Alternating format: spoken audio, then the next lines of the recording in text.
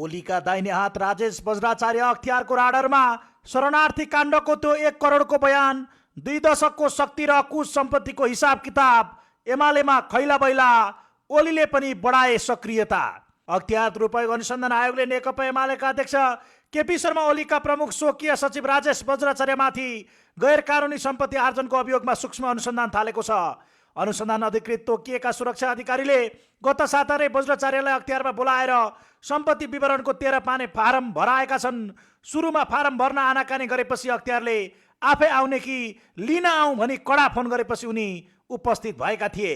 कम्तीमा 2 दशकदेखि ओलीको सचिवालयको हर्ताकर्ता रहेका बज्राचार्य ओली प्रधानमन्त्री हुँदा सधैँ प्रमुख स्वकीय सचिव बन्ने गरेका थिए।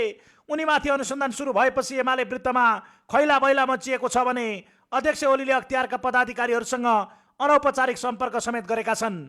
एमाले नेताहरूले यसलाई प्रधानमन्त्री कार्यालयको दबाव र राजनीतिक प्रतिशोधको रूपमा व्याख्या गर्दै अनौपचारिक बैठक समेत गरिसकेका छन्। बज्राचार्यको यो फाइल प्रहरीको केन्द्रीय अनुसन्धान ब्युरो सीआईबीले प्रारम्भिक छानबिन गरी जिल्ला सरकारी वकिलको कार्यालय मार्फत अख्तियार पठाएको हो। 3 वर्ष अघिको चर्चित नक्कली भुटानी शरणार्थी प्रकरणका बिचौलिया केशव दुलालले बयानका क्रममा बज्राचार्यलाई 1 करोड रुपियाँ बुझाएको दावी गरेका थिए।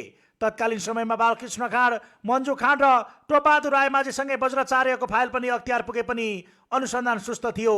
तर अहिले आएर अख्तियार नेतृत्वले बज्राचार्यको चल अचल सम्पत्ति, बैंक खाता र कल डिटेललाई केन्द्रमा राखेर अनुसन्धानलाई तीव्र पारेको छ।